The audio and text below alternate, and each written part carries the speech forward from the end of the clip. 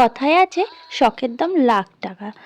কেন বলছি আজকে এই কথাটাই তোমাদের বলবো এই কেকটা বানাতে গিয়ে যেটা আমার মনে হয়েছিল। হ্যালো, আমি Payel, welcome to my cake making video. আজকে আমি এই কথাটা কেন বললাম সেটাই কেক বানাতে বানাতেই না হয় বলি। রেগুলার যেরকম কেক বানাই ঠিক সেরকমই আজকেরও এই কেকটা বানিয়েছিলাম, কিন্তু এই কেকটা একটা স্পেশাল জিনিস হচ্ছে, সেটা হচ্ছে চকলেট বেশি পরিমাণে দিতে হবে আর চকো চিপস অনেক বেশি দিতে হবে। তোমরা হয়তো দেখেই বুঝতে পারছো যে আমি কতটা পরিমাণে চকলেট দিয়েছি। শুধু চকলেট ভরে বলেই দিলে হবে না, কাস্টমারের এটাও ডিমান্ড ছিল যেন একদম তিতো না হয়ে যায়। তাই আমি বুঝতে পারছিলাম না যে আদৌ এটা কেমন হবে, তারপরেও ভরে ভরে চকলেট দিয়েছি। যেহেতু চকলেট ফ্লেভারের কেক, বেশি করে চকলেট দিলে তিতো লাগে না সেরকম, তারপরেও আমি ভরে ভরে দিয়েছি, তোমরা দেখতেই পাচ্ছ।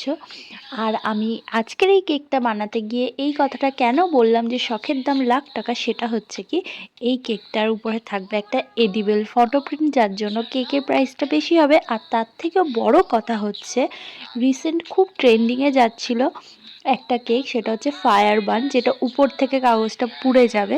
আজকে আমার কেকটা, সেই কেকটা বানানোর সৌভাগ্য হয়েছে, তো আমি ভীষণই খুশি ছিলাম আর খুব ভয়ও ছিলাম। আর সবথেকে বড় ব্যাপার, আমি তো বুঝতেই পারিনি যে একটা এইটুখানি পাতলা কাগজের দাম এত হতে পারে।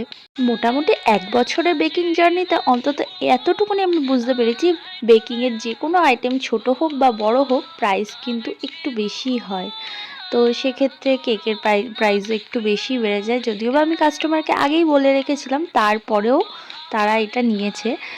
যেহেতু আগেই বললাম শখের দাম লাখ টাকা, মাঝে মাঝে শখ করে কিছু জিনিস একটু বেশি দিয়ে খাওয়াও আমার মনে হয় খুবই ভালো। কেকটার আউটকাম তোমরা দেখতেই পাবে, ভীষণই সুন্দর, হোয়াইটের উপর রেড। আমার তো কেকটা বানানোর পর একটুও দিতে ইচ্ছা করছিল না কাস্টমারকে, তবে কি করব, কাস্টমারকে দিতেই হলো।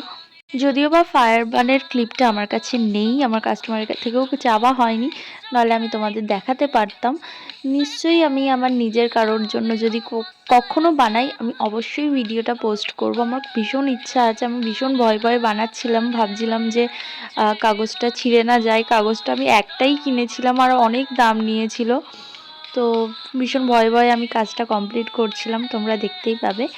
এই যে এই কাগজটা, তার উপর আবার লিখতেও হয়েছে, এটা তো প্রিন্ট হয় আমি ভেবেছিলাম, বাট না, অনেকটা খাটনির কাজ ছিল। এই উপরে পুরো ডিসেম্বর লেখাটা আমি নিজে করেছি, খুবই আস্তে ধৈর্য সহকারে করতে হয়েছে।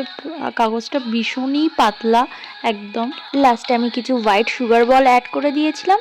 আর এটা ছিল আমার কেকের একদম ফাইনাল লুক। তোমাদের কাছে কেমন লাগলো অবশ্যই জানিও। দেখা হবে নেক্সট ভিডিওতে। বাই।